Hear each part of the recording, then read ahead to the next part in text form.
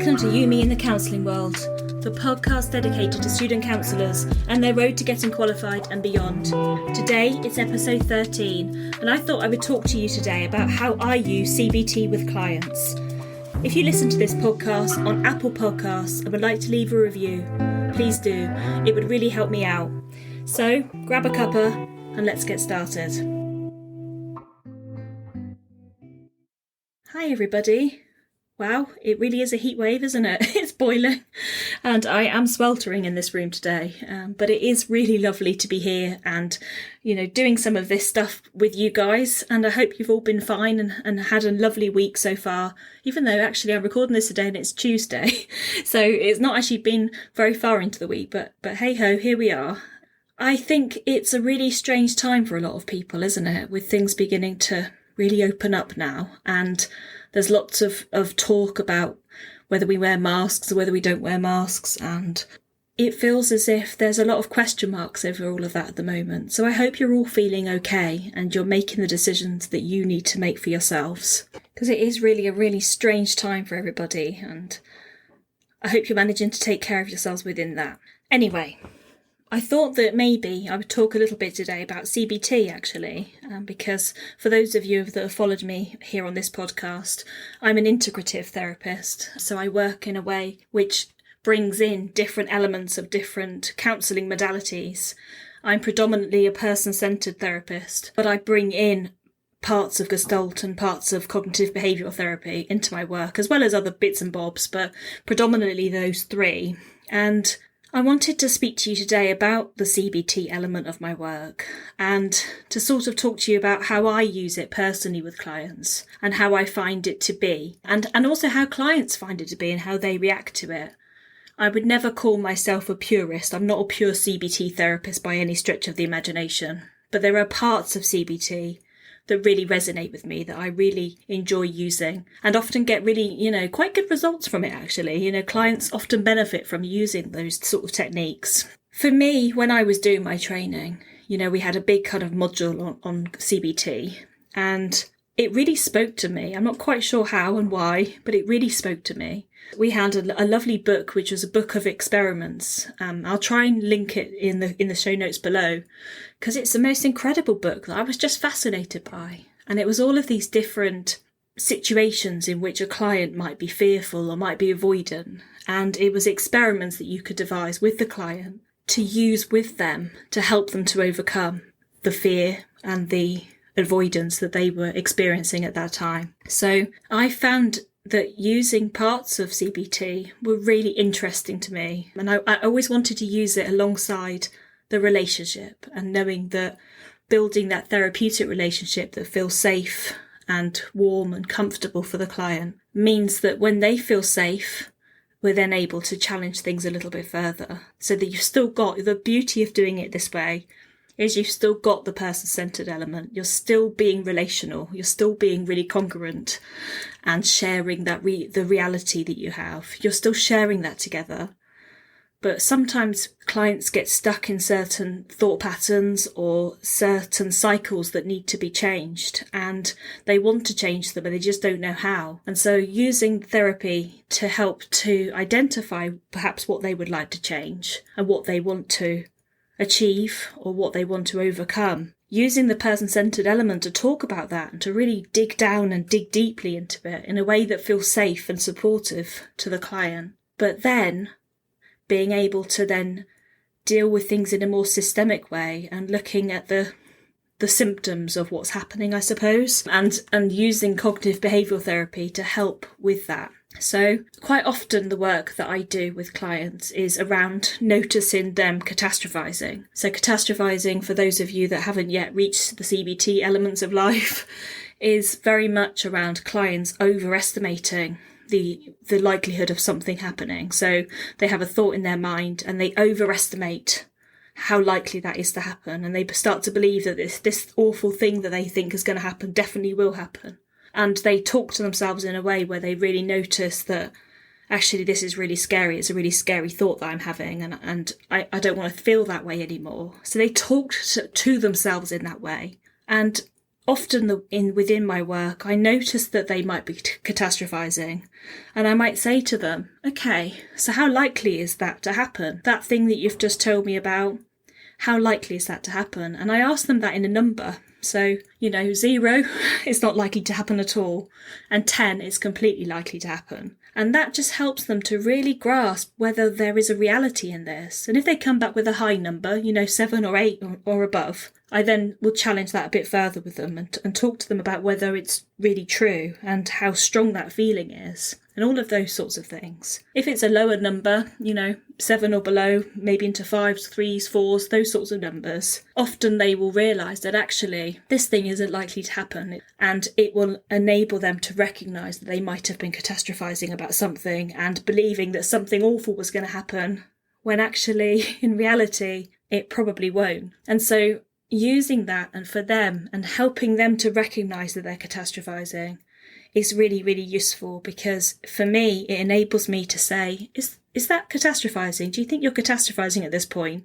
Once I've taught them the principles of catastrophizing and what to look out for, they can then really appreciate that. And the magic happens when they come in for a session and they say, I noticed the other day I was doing this and I was definitely catastrophizing. And I was able to tell myself in the moment that I'm catastrophizing. And there's so much magic in that, isn't there? In them being able to recognise it for themselves and almost become their own therapist, which I think is the goal of all therapists, really, isn't it? Is to get their client to become their own therapist. And I think it feels really quite powerful when it happens in that way, and really useful. So catastrophising is a big part of what I work with. And of course, that's a big part of cognitive behavioural therapy in itself. So another part of my favourite thing around CBT is looking at experiments and looking at things that clients can do to really try things out and to help to push them outside of their comfort zone and outside of that boundary. And one thing that I always like to do is to invite clients to establish an experiment that they would like to try at home, almost as, I guess, as homework, and we together would come up with something and come up with an idea of what it is they might like to do. Usually very client-led. This is usually very much them. And perhaps me facilitating that by checking in with them and checking how much they believe they're going to be able to do this. And if they think actually there's a high chance I won't do this, then helping them to adjust it so that they feel able to do it. So they're not setting themselves up to fail before they've even begun. And that feels like it's really important, that it's a collaborative thing together, but very much client-led, with me facilitating them. It tends to be around things where people are very avoidant that I use this, and it might be that they're avoiding doing something, let's say avoiding, going to a particular pub because of a bad experience they've had there in the past. And they might really want to go to that place and really overcome this, but really have a sense of not being able to. And so I might talk to them about, okay, what would make it easier for you to go to this pub? And they might say, well, I could go, but I need to have a friend with me. And you could say, okay, so do you feel able to ask this friend? Is there a particular friend in mind that you feel would help you? And they might say, yes, it's Fred from up the road. Fred will help me and he'll come with me to the pub. It might be as simple as breaking that experiment down, right down to the bare crux of it, to make the beginning of the experiment could be asking Fred to come with me to the pub and making that the first part of that experiment, the first step. Or the client might say, actually, I'm completely fine with asking him. I'm happy to ask him this week and arrange to go. So that's how far the spectrum is. And then I might say to the client, okay, so you're saying that you're going to ask Fred and you're going to visit the pub. When do you think you're going to be able to do that? So then we would start to pin down when, so a bit more of times and dates, and make it real, give them a reality, something to aim for. But it's very much about the client leading this. So I'm asking them what they can do, and they're telling me what they feel they can do. And if it feels like a really big leap between where they are now and where they're trying to get to, then I will say that, is there something that you can do to make this easier? Is there something that you can do to make this feel more manageable for you? And then the client might adjust that and say, actually, do you know what? The first step is I'm just going to ask Fred. I'm going to get in contact with him and I'm going to set a date in my diary. And that might be the first step into this experiment the client and I were doing together. And so they then might come back next time that we have a session and talk about, I contacted Fred. we've agreed that we're going to do it on this date, but I'm still not sure if I'm going to be able to do it because I'm feeling uncomfortable or worried or anxious or anything like that. And so then it's about us talking through, okay, so Fred's going to come with you, you're going to go. Is there a particular time of day that would feel easier for you to go? Or is there other conditions that would help you? For example, would you feel happier if Fred was to pick you up in his car and drive you there? What do you need to help make this happen? And so it's about us establishing the bits and bobs that go behind this. It's not just simply, I'm going to walk into that pub. It's about breaking down where the obstacles lie for the client, breaking down where the avoidance lies, and breaking down how it feels. And I'm doing all of this in a very relational way. I'm not telling them what to do. I'm not telling them they must do this. I'm asking them what they can do. And I'm also not telling them, wow, that's a great idea. Just push yourself and go, just go and do it. I'm not telling them that. I'm checking very carefully, because it's what we don't want to do is set them up to fail, set them up before they've even started. We want it to be a process for them, which feels comfortable and possible. It's possible to do it. And so I think that's really important in itself. So that's part of it. And a big part of the CBT experiments is that they would come back in the sessions following and we would talk about how it went. What did you feel? How did you find that? Would you do it again? All of those sorts of questions. And it's just as useful when a client comes back and says, I wasn't able to do it. I'm really sorry. I tried, but I couldn't. That's just as helpful and just as useful as them coming back and saying that they did it. So I always frame this in a way of, this is an experiment, this is your choice, and this is about us evaluating this together. It's not in a judgy way, it's not in a finger-pointing way. It's about knowing that they're safe enough to come back and say, I got to the door, I put my hand on the handle and I couldn't go any further. And that enables us to say, okay, so what was happening for you in that moment? What was the thought process that you were going into? So there's so much there within that. So even if an experiment doesn't actually happen, doesn't take place, there's so much therapy in why it didn't take place, and so much therapy in understanding for the client what it was that was happening.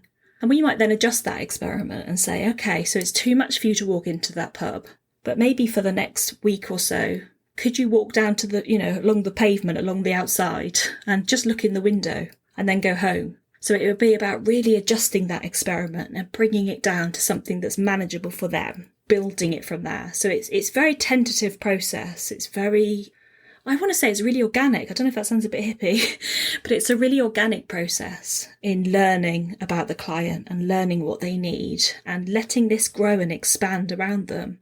Them feeling as confident as they can throughout this process and encouraging them to be really honest. If this was too much for you, if it was way too much, please come and tell me. Let us adjust this together to make it more manageable for you. Because we don't want them to be stuck in it forever, do we? We want to find those ways to help them move forward. So that's a massive part of my work, and probably one of my favourite things to do with clients is to devise these sorts of experiments, and I find it massively rewarding. I love that. I love picking it apart. What's going on? How are you feeling with this? All of those sorts of questions that come to mind. And because the process is done in such a relational way, rather than in sort of a scripted way, if that makes sense, I'm able to really delve deeper into what might be happening for them and use the real person-centered side of my training to really cushion that and to really support them as they're talking about how it felt or how it might feel. So it's using it in conjunction with that really relational place that we've already established together, if that makes sense to you. Another part of CBT that I really enjoy is thinking about negative automatic thoughts. You might hear them spoken of as NATs. And that's very much something which I think we all do at times. We all have a very quick negative automatic thought that comes to us. And a big part of the therapy, in my opinion, is helping clients to recognise that. So I'm quite challenging with them. If I hear them, and I've got the client's permission to challenge them, if I hear these negative automatic thoughts, then I will point them out and say, I noticed that you're having that thought and that feels like it's quite a reoccurring thought for you. Or I notice you've had that thought and it reminds me of something else you've said before. Beginning to point out when those thoughts are happening for them and asking them what that's about. And again, asking them to rate how much they believe that thought to be true. And I always use numbers because I like to use it because I find that it helps them to really go to a really rational place. But it does take them out of an emotional place sometimes. So it's using that with caution, but asking them to let me know how much they believe that thought. A 0, they don't believe it at all. And 10, they completely believe it to be true. Where do they place their number? And that's a really interesting exercise to do. And then throughout the course of our therapy, if I hear or notice these negative automatic thoughts coming, then I'll gently point them out and I'll say, I noticed that you're doing that. I noticed that that's a thought that's coming up for you. And sometimes I do what's called a thought challenge through that. So we sort of argue it out in a way. So I'd say to them, okay, so what is that thought? We'd write the thought down, which is the initial thought, and then we would argue it back and forth between the negative thought and what the positive side of that could be, and argue it. So they argue it with themselves back and forth, with me facilitating that and asking them, okay, so what does that mean? What's the opposite of the thought that you're having? What's the opposite is a really good way of starting it. Not arguing, not rowing, but together asking them to go through that process. And sometimes that could be a really helpful process because it's about them, again, really recognising what's happening. These negative thoughts are extremely quick, they're extremely automatic, and they are really negative. They are exactly what they say on the tin. And if we have lots of those negative thoughts happening a lot, all through the day or into the night, they can be really a negative place for us to be, a real negative headspace. So it is about that. It's about, let's recognise them. Let's acknowledge that they exist and that they're there, and then begin to challenge them. So that's another really lovely part of CBT that I enjoy doing. In fact, as I'm standing here now, I'm thinking there's a lot of CBT that I love. The other side, of course, is homework, asking clients to perhaps write something in a journal. That can be a really lovely kind of homework piece to do, and asking them to really zone in on how they're feeling. And I really enjoy doing that as well. That's something which sometimes they come in with their journal and they'll say, my gosh, look, I noticed this as I was writing. Or they write things down and they come in and they read out a little bit of what they've written. And so there's so much there in asking them to do some work in between sessions. It doesn't all have to be done sat in the chair in that moment. It could be done all through their week, all through the 2 weeks, however long it is until they see you again. They're checking in with it. They're learning different ways of being. But they know that you're there, and they'll come back to you and report back and talk to you about what's been happening. And they can only do that when we've built a relationship that feels safe and secure for them to do it. So I know that was quite a quick rundown of CBT, and I feel like I want to talk more about it because it feels there's so much there. But for me, those are the key things that I use. I use other elements of it, of course, but those are the things that I use most commonly. And I would love to hear your thoughts on CBT and whether you've had much dealings with it. It might be that you've personally had cognitive behavioural therapy. Often the NHS will offer this because it's so well researched. There's a lot of research that's gone into it. Often they like a goal-driven kind of approach in that sense. And so sometimes people are often prescribed CBT. But I would really love to hear your thoughts on it, and whether you've seen a pure CBT therapist in your lifetime, or whether you've had, somebody a little bit like me that's very personable and very, not to say the CBT therapists aren't personable, by the way, but come from a person-centered place and then building elements of it in. For me, it feels like you get the best of both worlds. But that's just my opinion and that's just me. So everyone's different in what they need. Thank you so much for joining me today, guys. I've actually really enjoyed talking about this, and I think I definitely will do some more. So stay in touch with me. Come over and see me on Facebook. It would be lovely to connect with you. And until next time, I look forward to seeing you next week. Take care. Bye-bye.